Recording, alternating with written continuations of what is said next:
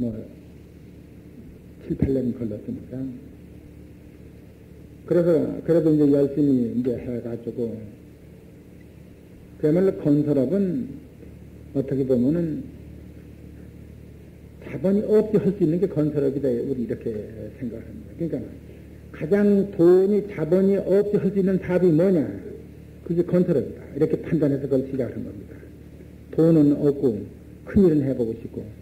그건 왜냐면은 무슨 이 모든 직원을 있다는 건 기술자 몇 사람만 있으면 되는 거지, 이 생산공장처럼 모든 공원을 항상 유급으로 마놓고 하는 것도 아니고, 또 돈을 들여서 공장을 짓고 하는 것도 아닙니다. 공사를 따가지고 장비를 세일을 내든 빌려서도 할 수가 있고, 공사만 따면은.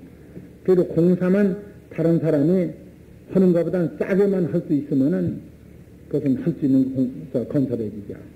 그리고 그때만 해도 안정되지 않은 시기니까 저희가 그걸 시작을 해서 그야말로 아주 무서운 노력을 했죠. 무서운 노력을 해서 다른 사람이 어떤 공사를 1,000만 원에 할 수 있으면은 우리 현대는 800만 원에 하고, 그렇기 때문에 빈 손끝만 들고 나가서도 가장 신 건설회사가 됐죠. 그러니까 동업자들끼리 이렇게 타업을 하든지 뭐 양들 해라. 뭐 현대 먼저 한몫을 앉으면 경쟁처를 해보자. 우리 쌀살 자신 있으니까. 그리고 만약 일을 시작하면 그때 우리는 언제든지 이제 집안에서 일을 하더라도 서울에서 어디에 떠나서 현장에 달게 가서 일을 시키고, 또 나중에 또 서울에 와서 뭐 우리 한국 관청이라는 일이 찾아다니는 데이 36이에요. 그러니까 정말 참 밤이고 낮이고 그렇게 일을 해서 자리를 잡았죠. 자리를 잡아서 그때는 자유당 시절입니다. 그러면 이 박사가 학생혁명으로, 그 다음에는 이 박사가 물러나고, 모든 기업은 그 당시에 구하는 맹구하니, 일테면 부정축제자 이렇게 됐죠. 그래서 이제 상당, 그 다음에는 이 박사가 이제 물러나고, 그 다음에는 이 장면정부가 섰는데, 부정축제자 조사하다가 금리정부가 은퇴 이렇게 비밀일이 돼서 한 1년 몇 개월 조사만 하다가 물러나고, 그 다음에 박 대통령 공화당 정부가 들어서면서 딱 부정축제자를 이제 큰 기업은 전부 형무소에다 집어였죠. 그러나 우리 현대는 그렇게 형무소에 들어갈 정도도 그때는 크지 않았으니까 이렇게 형무소 문턱만 갔다 왔죠. 그렇게 다 한 거죠. 그래서 그때 학생들 구호가 모든 기업은 정보고 결택을 해서 커진다. 이렇게 구호가 나왔죠. 그래, 그게 싫어서 해외 공사를 시작한 겁니다. 정보고 결택을 해서. 또 그런 소리가 나올 수밖에 없어요. 민간 자본이 있기 때문에 민간 일이 없어요. 정부가 발표하는 공사밖에 없죠. 그러니까 정부가 발표하는 공사를 하려니까 뭐 좀 와이로도 주고 푼돈도 주고 뭐 계장 과장집도 찾아다니고 뭐 그렇지 않습니까? 또 큰 일은 또 장관들도 개입해서 다 뜯어먹고 이렇으니까 학생들이 그렇게 말할 수밖에 없는 거죠. 그 시대에 겪어야 하는 과정이죠. 이렇게 지나놓고 생각하면 그런 거죠. 그러나 이제 저건 힘도 없는 게 자기 노력도 허리도 않고 정복을 결탁해서 한다. 이 소리가 듣기 싫어서 해외 공사를 그때 시작한 겁니다. 그래서 한국이 해외 제일 먼저 나간 것이 태국의 고속도로 공사. 그리고 해외로 참 댕기는데 뭐 아라스카 산속에 가서 다리 좀 놓고 그 영하 40, 50도 되는 데 가서 다리 좀 놓고 태국 파푸아뉴기니아 식인종 사는 데 가서 시아물 수력발전소 괌도 뭐 또 유색인종의 차별이 치는 호주에 가서 항만 그 세계 각국에 다니면서 그런 천대를 그렇게 받을 수가 없죠. 왜? 기술도 그냥 한국에 누가 알아줘요? 그 문제 새카만 사람이 코 큰 사람들을 부리면 일을 하려니까 그 고초랑은 막을 수가 없죠. 알아서 가면 또 노동력이 되게 지죠. 한국 노동력 한 사람도 못 들어가는 거죠.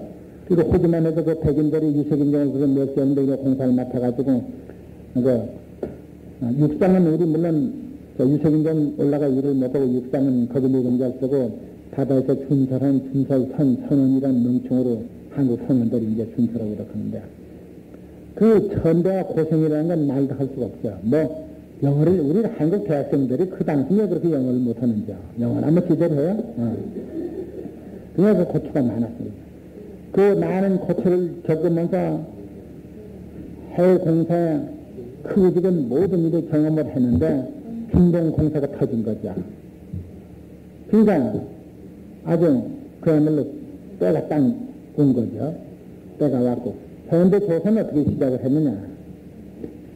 해외 가서 그래서 공사를 하면서 쫓아다니면서 애를 쓰다 보니까 너무 힘이 들고 지치고, 천대가 심해서 국내에서 해외 일 해봤자 그 당시에는 해외 나가서 우리가 공식력으로는 그래도 2, 3천만 불짜리 맡으면 최대로 큰 거고 보통 뭐 몇백만 불짜리도 맡하고 이렇게 하는데 그렇게 게 아니라 국내가 조선소를 만들어서 해외에서 배를 주문 맡아서 뭐 몇천만 불짜리, 뭐 3천만 불짜리, 5천만 불짜리 주문 맡아서 풀면서 배를 만들어서 하는 게 그 고생을 면할 수 있다. 이렇게 해서 생각한 것이 현대 건설이 조선소를 하기 시작한 겁니다.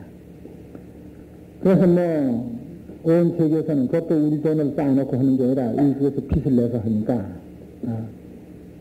누가 현대건설이 배를 만들어 봤느냐? 뭐 배를 만들어 본 일 없다. 어떻게 배를 만들겠다고 그러느냐? 그게 뭐 어려운 거냐? 우리가 화력발전소 이런 거 짓게 큰 오일 탱크, 기름 저장 탱크 만드는데 그건 기름을 둥그런데 저장하는 게 싸거든요. 둥그렇게 만들고 또 배는 또 물에 가져가고 이렇게 질쭉하게 만들면 되는 거지. 그게 어려운 게 뭐냐냐? 질쭉 그렇습니다. 응? 그럼 질쭉하게 만들기 전에 둥그렇게 만드는 거지. 소통으로 만들면 똑같다. 응? 그리고 엔진은 차다 욕했다. 우리가 첩전선도 엔진 만드는 게 아니다. 응? 뭐 그렇게 저렇게 했더니 뭐 현대 건설이 배를 만들 수 있다. 이건 뭐 그 재돈 가지고 하면 뭐 쉽죠. 근데 돈을 꾸어주는 사람이 저 사람들 꾸어줘서 이익이 나서 자기 돈을 연금하고 이자를 받으려니까 참 어려운 고비를 많이 넘겼죠. 그러나 그 수많은 어린 고비를 넘겨가지고 조선소를 만들었죠.